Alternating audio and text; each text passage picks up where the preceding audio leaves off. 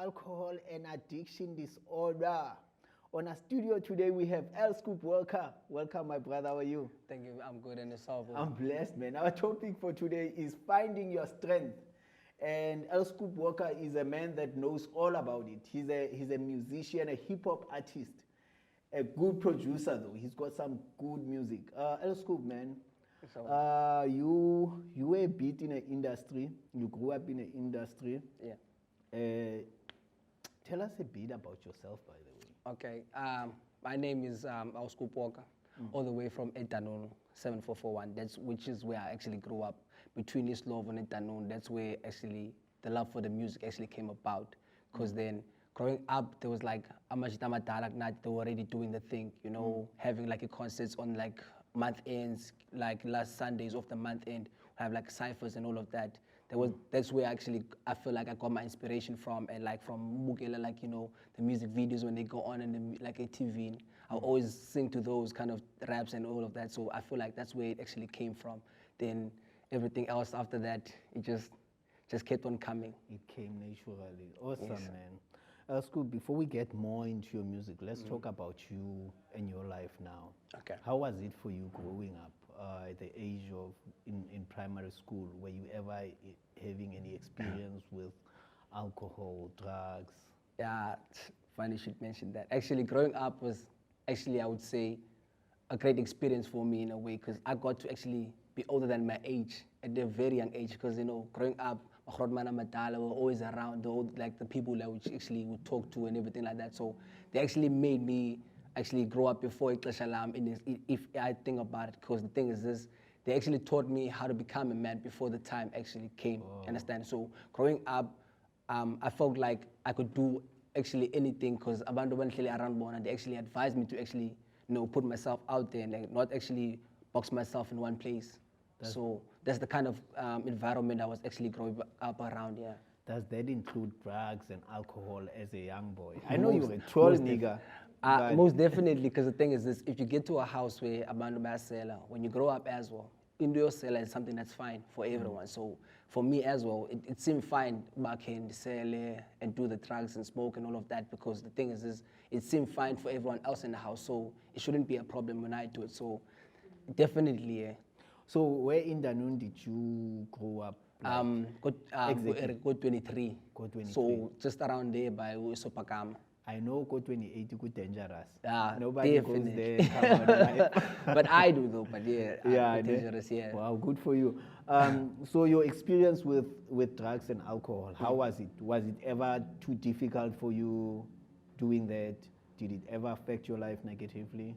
I would like to think of it in the sense of, at first it did, but then at some point the drugs actually I was using to run away from the actual situation that were happening in the house at the same time. You get the good vibes and the bad vibes in one thing, but then I had to actually, you know, exclude myself from Indonesia in the sense of I had to be the one to decide that, nah, man, drugs are not gonna give me anyway, in a sense. You understand? So I was like, okay, doing them is good, okay, fine. It gets me to friends, okay, I'll but then I realized, nah, man, it's not gonna get me anyway. So I was like, okay, it's either I decide to stick to them and then end up extracting the rest of my friends and whatnot. Them, yeah. Yes, you understand? Or decide to actually find the strength within myself, okay, and then just focus on that.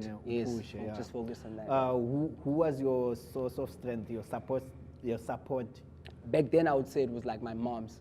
No. Like, all it was me, like through anything. What's your mother's name, if I may? Ufundiswa Ngokumash. Fundiswa, big up, yeah. Because the thing is, yeah, most people would say she's like a bad mother in a way because they're seller, but at the end of the day, she was still like for us a provider in either or either, whether we are seller or not. So I would say I would find my source of strength from her, because people would say like bad things about her, but still she was good enough for mama in a way. So I would say that strength, the most of my strength, I got it from her. Yeah, wow, definitely. Wow. There's good mothers like that. Yeah. shout out. Siambulela, man. Yes. Yeah. So your music, you started doing music at the age of 13, right? Yes. Yeah, yes, you were very young. Oh yeah, definitely. Yeah, you were not this tall, nigga. No, I was yeah, if definitely I short met you and then, bigger. I would have shaken you. So at the age of 13, you start doing music. Yeah. And this side, you're busy with shady stuff like drugs, alcohol. I can imagine at the age of 13. How did that affect you? Your career-wise, how did that affect your career? I would say back then, I would have never taken myself so serious as I do now. Understand? Because back then, the best thing was actually in a way. Understand? When your friends are doing this, I would rather just do that as well. So back then, I didn't have much faith in the same like what I have now of myself. Because the thing is, I feel like at this point, I have more faith in what I'm doing than I had before. Because growing up, people who were around me were not actually very convinced with what I was doing. So even for myself, it was hard to convince even now, okay, what I'm doing is actually great. Because even abanye abantu ababona actually didn't ever, like I would say, never took me seriously in a way. So I would say growing up, I'd never actually imagined actually at this point, I'll be still doing the same thing. While abanye abantu told me, okay, now you can't be doing this for the rest of your life in a sense. And those are things that could actually make you go back to doing more drugs, smoking more weed, drinking more, right? Yes, of course. Because in a way, it's kind of stressful when you want to do something and everyone else is just finding it wrong in a way. It's telling you, okay, no, maybe like for instance, you must do it this way or kalendlela or whatnot. But you're thinking, is it actually the right way? What type of music we answer that time? I was always into rap. Were you, actually, I was always into rap, but I actually sang when I was actually growing up. I actually was a singer as well. But then growing up, then the drugs and everything else actually happened. Then experience was actually different. Then that's when I found the hip hop actually was more comforting for me than actually singing or anything else. So who were you looking up to then for you to be like, I wanna be in the hip hop scene? It's definitely Drake. I have to go with that guy.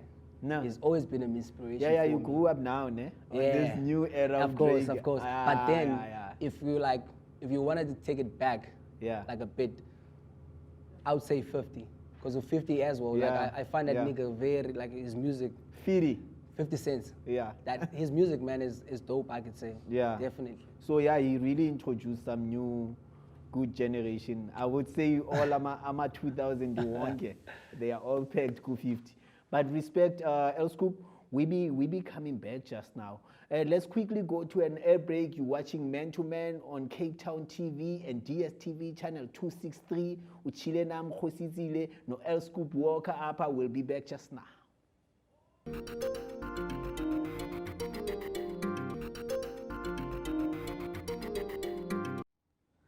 Welcome back to Man to Man. Uhleli nathi apha no L-Scoop Walker.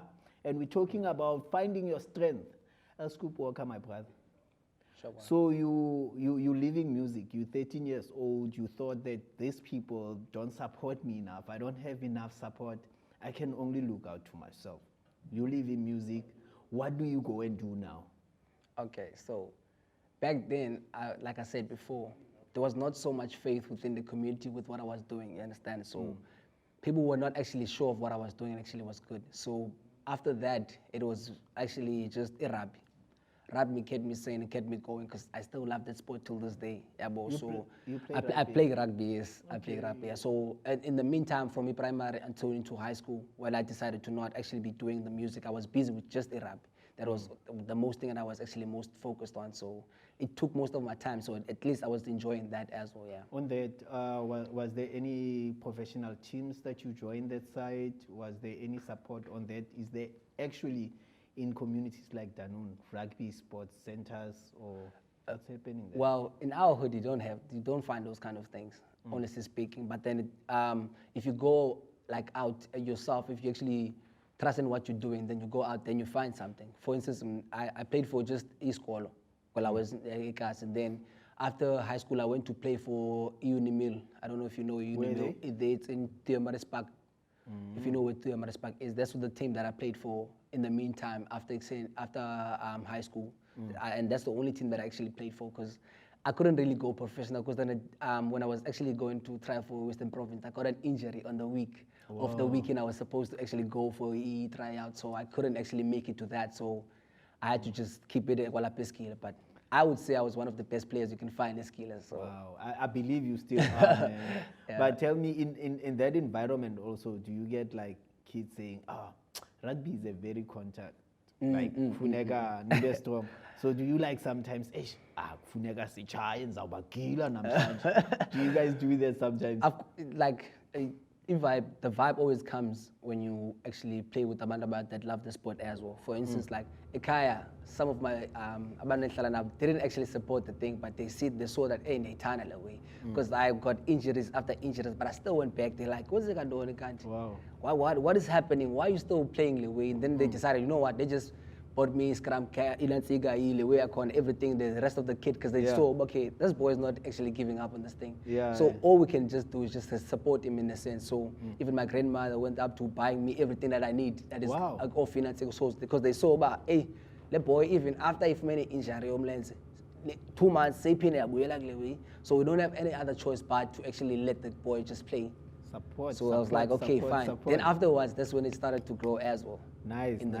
So tell me about are you still playing today?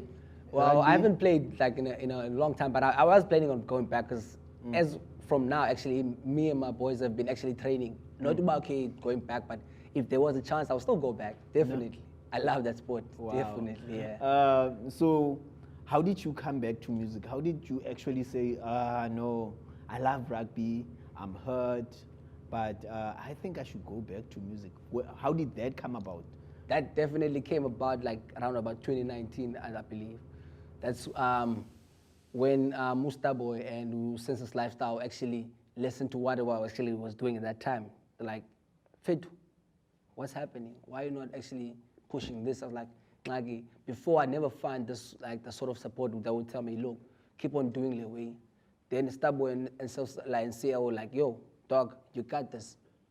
Push a Lewe Ngaspan, and then he's like, look, if you can be my manager, then I can definitely do this thing. And Starboy was like, okay, fine, then let's get it. That's where I feel like I found most of my inspiration from, the fact that I say Abandam around them, to actually see Lewe Ninza as something that actually would be productive in the end of the day. So like, okay.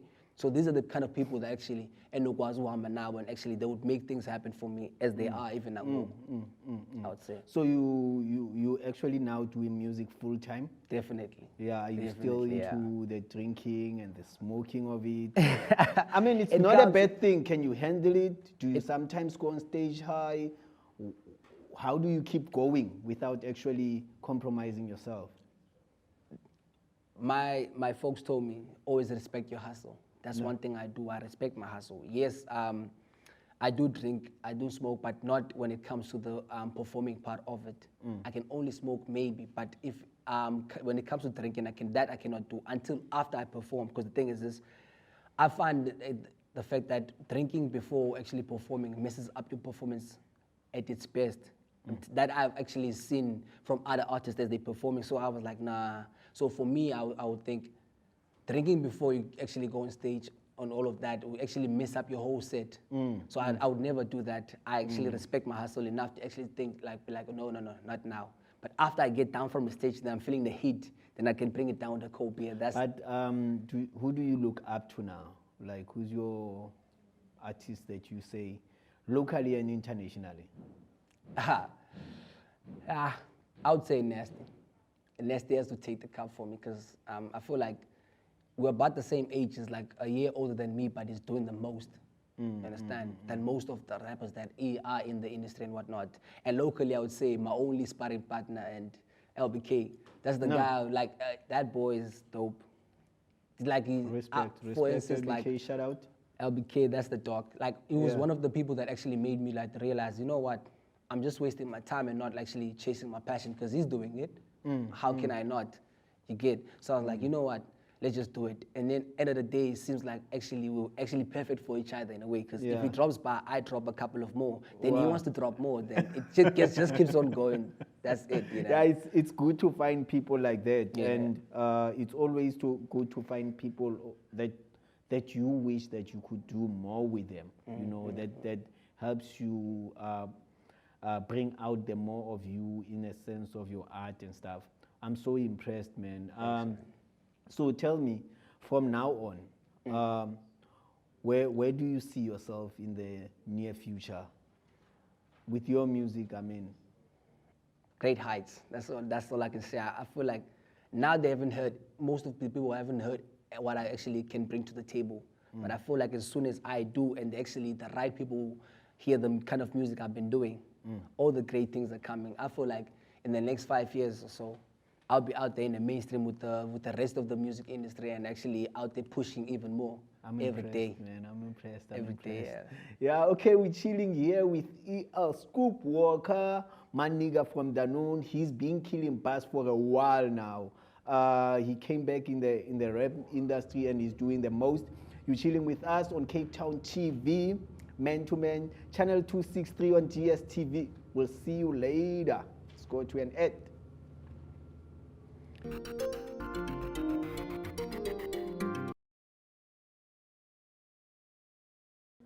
Welcome back to Man to Man. We're chilling here with Scoop Walker. Scoop Walker, my brother. Sure. Yeah. So, what have you been up to lately? As of lately, I've been actually working on a joint EP with LBK, and that's what the main thing that we've been focusing on now, because we feel like that's one of the greatest things that actually can come from what we are doing. So my main focus for now has been on that EP. Constantly, I've been working on that, and also an upcoming event on the 29th. That's also what we've been busy with. What's the name of the event? The name of the event is New Era. New Era. It's actually the name of the EP itself, but then we just bring people to a light before the EP actually comes out. We just want them to be in one place and just enjoy the music that we're bringing. Oh, yeah. Nice. So it's a New Era. It's gonna be where again? It's gonna be in the Gardens, in Slovo. The Gardens in Slovo. Yes. Oh, okay. The Gardens Studios. No. The Gardens, an actual place where we're actually gonna be doing the thing at. Okay, the Gardens in Slovo. Yes, sir. Oh, awesome, man. Look, man, it's good to have you, but before we let you go, sure. What's your take on gender-based violence? I feel like that every man has a choice, and everyone actually does have a choice. And then for a man to think it's fine to actually abuse like a woman, I don't think that you actually see yourself as a man if you are able to do that. Laying a hand on a woman is something that's wrong, and all of us as men are supposed to see as one.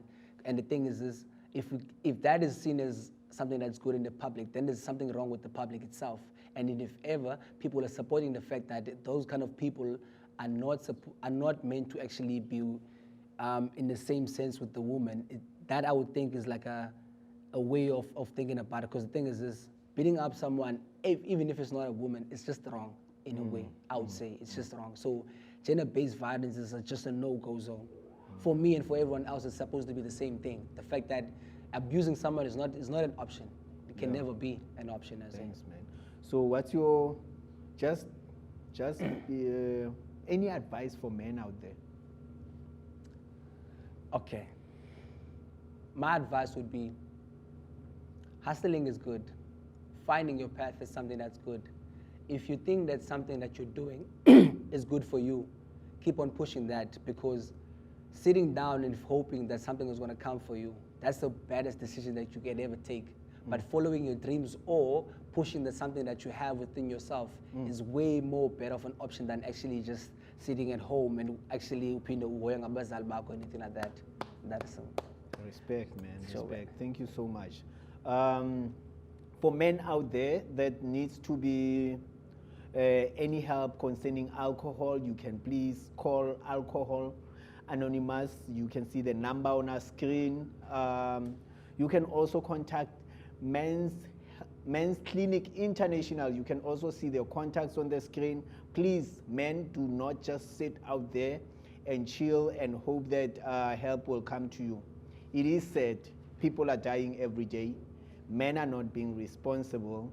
We're struggling a lot concerning what is happening in our lives. But El, sure. So for you, what was your most defining moment concerning how women are being treated in this country? I would say the thing is this: the social media and everything else shows us like the kind of world that we live in. You see, so I feel like most things I would see is from the social networks and all of that. Because the thing is the kind of information that is actually posted there is actually very brutal sometimes. So I feel like those kind of the kind of things that we see there was like the breaking point to see that, nah, man, this is actually constantly happening. In a way, it's never going to end until we're the ones that actually to take a stand as men ourselves before everyone else can. Because the thing is this, a man can probably listen to another man, but not to a woman, because they would think they are superior than them. But if we as men are the ones to actually step up to that, then it actually can become a better country, I would feel. It will be a better country, especially if we voice ourselves. If we ourselves voice out this issue and say, look, it's wrong, you know. But how's the situation in your hood, though? Do you still find people doing that to women? Do you think... I would say it's kind of hard not to find people that actually still are doing that, because in the kind of neighborhood where we're from, it's like a norm, if I would put it like that, in the sense of when you get drunk and then a fight can just come up at any point, you understand? So I would say it's something that currently happens almost every day. Something that we try to stop, but it's actually impossible for us to actually come. The thing is that sometimes it's kind of hard to come into a relationship of two people, you understand? So sometimes it's hard for us to actually stop a fight because these are the two people that have actually been together for like a long time, for instance. Do you think alcohol and drugs are a major influence in all of this? Of course, because someone in their right minds would know it's wrong to actually beat up a woman. In their right minds, they will actually know that. But when they drunk and actually a fight sparks up, they would think it's actually fine to actually beat up their woman. But if actually they were not drunk, I'm telling you, they would have thought about that before they actually do that. That's true, man. And sometimes it's actually hard to get into yabantu ababili. Exactly. Yeah. So how is the neighborhood holding up, though? Do you think in a neighborhood like Etanune, are people surviving, dude? We are surviving, I would say, because at the end of the day, we still have dreams. We still hope for something that's better than what actually we are situated on. Because, for instance, Itanunu is not I would say, for my kids, I would never want them to actually grow up in the same place that I did. But still, we have dreams, and I want them, even if they still have dreams. I feel like still, even though Itanunu is they would say it's messed up, but we still, the ones products as Itanunu, we're still greater than Itanunu. And you look even better, and you're doing even better. Thanks, man. Yeah, thank you so much for coming, man. We much respect to you. Yes, please do continue to watch Men to Men. You're welcome.